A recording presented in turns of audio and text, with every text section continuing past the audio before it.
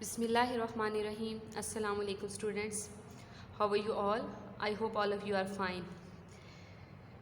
Yesterday we have completed the exercise 6.5. Alhamdulillah. And I hope so you have completed your homework of exercise 6.5. और साथ साथ आप practice भी कर रहे होंगे. Today we are going to start exercise 6.6 and the page number is 171. Here we will discuss two techniques how to solve the equations. कि यहाँ पे हम दो टेक्निक्स के बारे में बात करेंगे कि हमने इक्वेशंस को कैसे सॉल्व करना है. दो मेथड हैं. एक आपका मेथड होगा inversion method and second is Cramer rule. Okay, first is inversion and second is Cramer rule. दो आपके पास क्वेश्चन को सॉल्व करने की टेक्निक्स हैं या मेथड्स हैं. ओके, खैर हम जैसे क्वेश्चन स्टार्ट करेंगे तो मज़ीद आप डिस्कस करेंगे तो इंशाल्लाह आपको अंडरस्टैंड हो जाएगा. तो मूव करते हैं क्वेश्चन नंबर 1 की तरफ. Question number 1 is right the equation 2x plus ky equality 7 and 4x minus 9y equality 4 in matrix form. यहाँ तक आपकी बात एक है, यानी कि समझ लें कि फर्स्ट पार्ट है. ठीक है जी, कि ये आपके पास इक्वेशन की फॉर्म है, इसको आपने मैट्रिक्स फॉर्म में लिखना है. ठीक है, जैसे आप पहले प्रीवियस क्वेश्चंस में देख चुके हैं. Also find the value of के. फिर आपने उसके बाद के की वैल्यू फाइंड करनी है. If the matrix of the coefficient is singular. Singular किस सूरत में हम कहते हैं, आप डेफिनेशन में पढ़ चुके हो. व्हेन डिटर्मिनेंट, जब आप डिटर्मिनेंट सॉल्व करते हो तो उसका आंसर आ जाए 0, यानी कि डिटर्मिनेंट ए कोई भी हम नाम ले लें तो वो इक्वल टू 0 आ जाए तो this is called a singular matrix. ऐसे ही होता है. और अगर हम डिटर्मिनेंट को सॉल्व करें और आंसर इक्वल टू 0 ना आए तो हम कहते हैं कि वो नॉन सिंगुलर मैट्रिक्स है. So let's start question number 1. पहले हम इसको मैट्रिक्स फॉर्म में लिख लेते हैं. क्वेश्चन राइट करती हूँ मैं. 2x plus ky equality 7. साथ ही आपके पास सेकंड इक्वेशन थी 4x minus 9y equality 4. Solution की तरफ मूव करते हैं. अब पहला उन्होंने ये कहा था कि इसको मैट्रिक्स फॉर्म में लिखना है. सोल्यूशन के बाद अगेन राइट क्वेश्चन पहले कीजिए. ओके, राइट इन मैट्रिक्स फॉर्म. जी, हमारे पास कोफिशिएंट 2 है, यहाँ पे y का कोफिशिएंट k है, गैप दीजिए. नेक्स्ट 4 है और y के साथ -9 है. यहाँ पे कुछ नहीं था, पॉजिटिव है, यहाँ पे भी पॉजिटिव है. ये हमारे ऐसा क्लोज हो जाए. फिर हमारे पास होता है x एंड y, फिर इक्वालिटी राइट साइड पे 7 एंड 4. ये आपकी मैट्रिक्स फॉर्म बन गई. क्लियर बच्चों? यहाँ पे हमारी एक बात होगी. साथ ही हमें क्वेश्चन में वो कह रहे थे कि फाइंड द वैल्यू ऑफ के की वैल्यू फाइंड करें. हम इसको इस मैट्रिक्स को ले लेते हैं और लेट कर लेते हैं. कोई भी नेम दे दें, लेट ए कर लें. Let A is equal to 2 4 k and -9. ठीक है, यहाँ पे आप लिख सकते हैं now find k. Now find k. ठीक है जी. अब हमारे पास a था, अब हम इसका डिटर्मिनेंट लेते हैं. a determinant equal to 2 4 k and -9. Okay हो गया. क्रॉस मल्टीप्लिकेशन करें. -9 मल्टीप्लाई होगा 2 से और k मल्टीप्लाई बीच में हमारे पास माइनस साइन होता है और k मल्टीप्लाई होगा 4 से. ठीक है जी, सॉल्व कर लें. दिस इज़ -18 -4 को k से करें, दिस इज़ 4k. अब चूंकि उन्होंने कहा था कि singular, the matrix of the coefficient is singular, यानी कि हमारे पास determinant of a is equal to 0. So हमारे पास क्या होगा, डिटर्मिनेंट ऑफ a क्या है, -18 -4k इक्वल टू 0. ठीक है, अब ये 0 है तो हम -18 को यहीं रहने देते हैं और इसकी ट्रांसपोजिशन करेंगे. This is positive 4k. हमने फाइंड क्या करना है, के करना है, तो -18।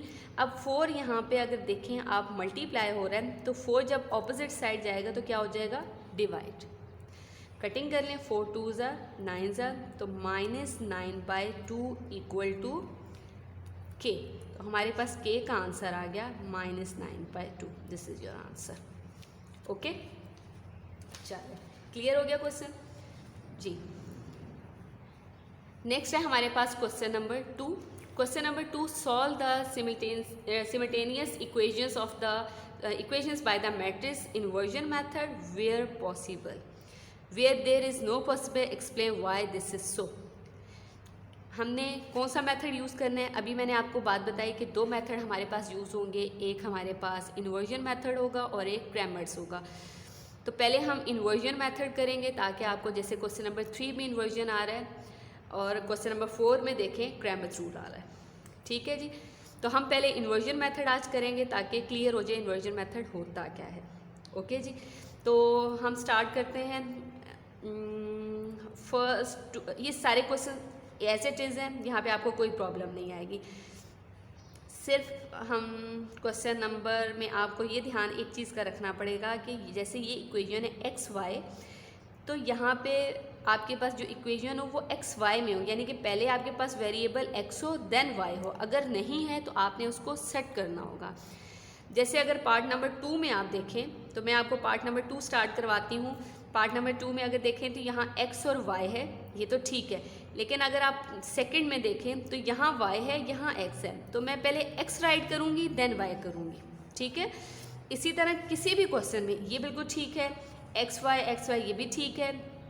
यहाँ थोड़ा सा है x + y = 2, ये तो ठीक है, लेकिन अगर आप सेकंड देखें y है और 2 + x राइट साइड पे, तो हम x को लेफ्ट साइड पे लाएंगे और y से पहले, यानी कि ये बन जाएगा -x और +y = 2, ठीक है जी। और पार्ट नंबर 6 में भी बिल्कुल ठीक है, इसमें भी कोई प्रॉब्लम नहीं। तो स्टार्ट करते हैं पार्ट नंबर 2। ओके जी, question number 2 part 2, 3x + 2y = 10, 2y - 3x = -4। Method हमारा कौन सा पहले हो रहा है, इन्वर्जन मेथड जी। सोल्यूशन में मैंने राइट किया 3x + 2y = 10 as it is. इसको मैं सेट कर लेती हूँ, यानी कि 3x पहले होता है -3x एंड +2y = -4, ठीक है जी। पहला हमने इसको सेट कर लिया। अब हम लिखते हैं इसको, पहले हम मैट्रिक्स फॉर्म में बनाते हैं। तो यहाँ लिख लें राइट इन या सिंपल इन मैट्रिक्स फॉर्म जी। अब हमारी मैट्रिक्स फॉर्म कैसे बनेगी, कोफिशिएंट राइट करें 3 का, y का कोफिशिएंट राइट करें 2 आ गया, नीचे आ जाए दिस इज़ -3, दिस इज़ +2, ये हमारा मैट्रिक्स बन गया, ठीक है। फिर उसके बाद आपने वेरिएबल्स राइट करने हैं। अगर आप इस पूरे में वेरिएबल चेक करें x और y, 2 ही वेरिएबल, सेकंड में भी चेक करें x और y, यानी वेरिएबल हमारे पास कौन सा इंक्लूड है यहाँ पे, x एंड देन y, हमने ये राइट कर लिया। राइट हैंड साइड पे अगर आप आ जाएं तो हमारे पास क्या क्या गिवन है, दिस इज़ 10 और सेकंड में हमारे पास -4 है, ओके हो गया। अब हम यहाँ लेट कर लेते हैं। लेट क्या कर लेते हैं, इस पूरे को नेम दे देते हैं a का, इसको दे देते हैं एक्स वाई है तो x का, इक्वालिटी साइन ऐसे यूज़ करते हैं और इसको कह देते हैं b का। बात समझ आ गई। इसको मैंने a का नेम से रिप्रेजेंट कर दी, लेट लिखा है मैंने, इसको x कह देते हैं, इसको b कह देते हैं। हमने हमेशा जब भी इक्वेशन सॉल्व करते हैं तो x और y के आंसर्स निकालने होते हैं। अब मैंने x और y को रिप्रेजेंट कर दिया x से, यानी कि x को यहीं रहना चाहिए, ठीक है। x हमारे पास यहीं होगा, तो हम क्या फाइंड करेंगे, a और b फाइंड करेंगे। तो a मैं ऑपोजिट साइड लेके जाऊंगी तो वो हमारा बन जाएगा a इनवर्स, ओके। यानी अगर मैं ये स्टेप डायरेक्ट करूं तो ये मेरे पास बनता है a को, जब मैं ऑपोजिट साइड, थोड़ी सी बात मैं रफली आपको समझा देती हूँ। जैसे हमारे पास देखिएगा ax = b है, देखिए यहाँ पे मैंने कहा x रहने दे, a को ऑपोजिट साइड लेके जाएं। तो अब जब मैं a को ऑपोजिट साइड लेके जाऊँगी तो ऑपोजिट यहाँ मल्टीप्लाई हो रहा है, ऑपोजिट साइड जाके डिवाइड होगा, ऐसे ही है। तो जैसे मैथ्स में आप लोग पहले पढ़ चुके, इसकी पावर इस टाइम +1 है। जब ये नीचे से ऊपर जाएगा तो इसका पॉजिटिव नेगेटिव में हो जाएगा, तो वो क्या हो जाएगा a माइनस, यानी कि -1 हो जाएगा, जिसको हम पढ़ते हैं इनवर्स। तो सेम केस हम फिर यहाँ पे ये स्टेप नहीं करते, हम डायरेक्ट करते हैं कि x हमारा बन जाएगा a इनवर्स b का, यानी a जब उधर गया तो ये बना a इनवर्स b। क्लियर। अब अगर आपको याद हो ए इनवर्स हम पहले भी पढ़ चुके हैं। ए इनवर्स का हमारे पास फार्मूला होता है, और वो फार्मूला क्या होता है जी, बता सकते हैं जी? Very good. ए इनवर्स हमारे पास होता है 1/a डिटर्मिनेंट एडजॉइंट ऑफ ए। ऐसे ही है, ये हमारे पास ए एज वी नोट है, ए इनवर्स हमारे पास इसके होता है।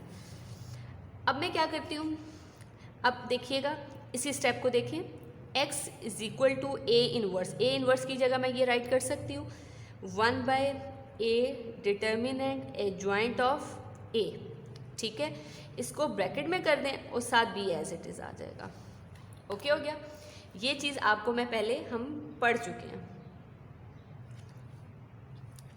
ऐसे ही है।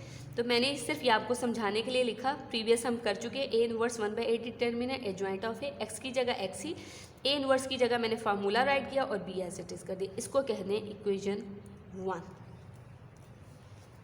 जी। क्लियर है यहाँ तक? अब हम चलते हैं अपने क्वेश्चन की तरफ। अब हम सबसे पहले क्या फाइंड करेंगे, हमेशा हम डिटर्मिनेंट फाइंड करते हैं। क्यों फाइंड करते हैं? क्यों, अगर तो यहीं पे हमारे पास यानी ए डिटर्मिनेंट सॉल्व करने से सिंगुलर आ गया तो हम आगे क्वेश्चन सॉल्व नहीं करते। ठीक है, तो स्टार्ट करते हैं। ए डिटर्मिनेंट, ए था हमारा 3 - 2 2, डिटर्मिनेंट का साइन आ गया। 3 को 2 से मल्टीप्लाई करें, -3 को 2 से, 3 2s are 6, minus plus 3 2s are 6, तो ये आ गया 12। 12 is not equal to 0, so solution can exist जी। अब हम करेंगे adjoint of A. Adjoint of A हमारे पास दोनों की जगह चेंज करें, 2 और 3, और ये साइन -2 और +3। अब एडजॉइंट भी हो गया हमारे पास। अब हम क्या करते हैं, हमारे पास जो इक्वेशन नंबर 1 है उसमें हम पुट कर देते हैं फ्रॉम इक्वेशन 1। इक्वेशन 1 हमारे पास क्या थी, x = x 1/a determinant adjoint of a and b as it is. अब हम पुटिंग कर लेते हैं x की जगह पे भी और 1/a डिटर्मिनेंट की जगह भी, एडजॉइंट की जगह भी और b की जगह भी जी। बच्चों 1/a था, 1/a की जगह